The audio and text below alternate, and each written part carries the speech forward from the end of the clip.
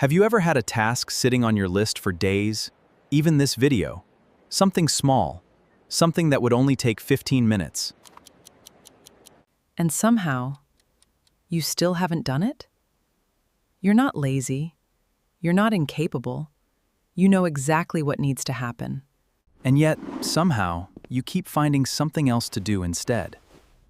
You do the laundry instead. You reply to an email that could have waited. You suddenly remember you needed to look something up. And 50 minutes disappear. So what's actually happening here? Is it a willpower problem? Is it bad time management? Not exactly.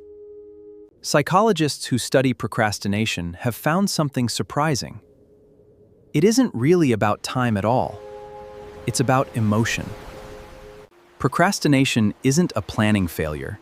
It's an emotional regulation problem wearing a planning costume. Here's what that means. When you look at that task, your brain isn't just seeing a thing to do. It's predicting how doing it will feel. If the task feels boring, confusing, or likely to make you feel inadequate, your brain registers that feeling immediately, before you've even started. And your brain has one very old, very reliable strategy for uncomfortable feelings. Avoid them. So you don't choose the harder task. You choose the laundry. Not because the laundry matters more, because doing your laundry feels good right now, and the real task doesn't. This is a trade, a short-term relief for a long-term cost. And your brain is remarkably good at making that trade because of something called present bias. Present bias means your brain values a smaller reward right now more than a bigger reward later, even when you know, logically, the later reward matters more. Future you is the one who has to deal with the deadline. Present you just wants to feel okay in this exact moment. And present you always wins the vote, because present you is the one actually making the decision. Think of it like two different parts of your mind, gently arguing. One part is focused on long-term goals, finishing the project, hitting the deadline, becoming the kind of person who follows through. The other part is focused on how you feel right now, in this second. Most of the time, these two parts agree. But when a task feels unpleasant enough, the second part takes over the wheel. It doesn't announce itself. It doesn't say, I am now avoiding this because it feels bad. It just quietly redirects you towards something easier. And here's the part that makes it worse. The longer you avoid the task, it becomes bigger and scarier in your mind. The task itself hasn't changed, but your relationship to it has. Every time you avoid it, you're not just delaying the work. You're also teaching your brain that avoidance makes the discomfort go away, at least temporarily. That relief is real. And your brain remembers it. So the next time a similar task shows up, avoidance is already the tested, trusted strategy. This is why procrastination often isn't about one task. It's a pattern, one your brain has learned works, at least in the short term. There's another twist here that makes the loop even stronger.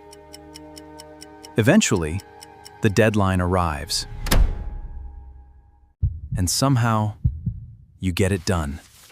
Late, rushed, running on adrenaline, but done. And your brain does something interesting with that. It doesn't remember the stress. It doesn't remember the panic. It remembers the result.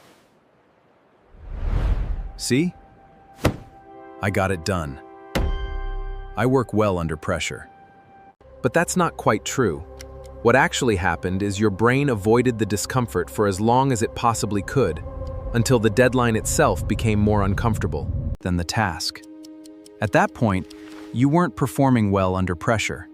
You were simply out of ways to avoid it.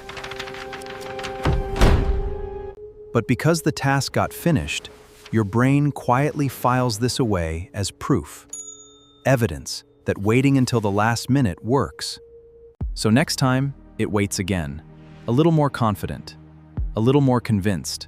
This is how procrastination becomes self-reinforcing in two different ways at once. Avoidance still feels good in the moment, and finishing under pressure feels like a skill instead of what it actually is. A coping mechanism, wearing the costume of a personality trait. There's another piece to this too. Many of the tasks we procrastinate on share something in common. They're vague, or they don't have a clear starting point. Work on the project isn't a task your brain can easily grab onto. It's a fog, and your brain doesn't like starting inside fog. It likes a door, a single, obvious first step. This is why procrastination often disappears the moment a task becomes specific. Not clean the house, but put the dishes in the sink. Not write the report, but open the document and write one sentence.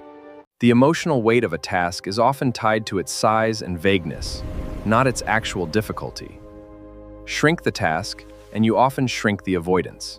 There's also a strange, well-documented moment that makes starting easier. Psychologists call it the fresh start effect. New weeks, new months, birthdays, these moments feel like a clean page. And a clean page is much less intimidating than a page that already feels behind. That's part of why "I'll start Monday" feels so appealing. It's not really about the day. It's about the feeling of a reset.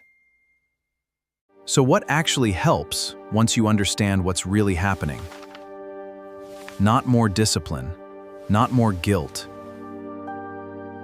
The task was never really about laziness, so laziness was never the thing to fix. Instead, it helps to make the first step smaller than feels necessary. Small enough that it barely registers as effort. It helps to reduce the vagueness, turn the fog into a door. And it helps to notice the avoidance in the moment, gently, without judgment, because judgment just adds another uncomfortable feeling to avoid. The goal isn't to never feel resistance. The goal is to act alongside the resistance, instead of waiting for it to disappear first. Because it often doesn't disappear before you start. It disappears after.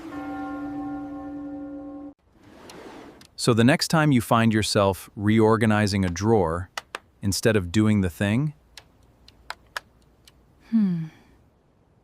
don't assume something is wrong with you. Your brain is just doing what it's built to do, protecting you from a feeling. One small avoidance at a time. The task was never the real obstacle. The feeling was. And feelings, it turns out, are far easier to sit with once you know what you're actually avoiding.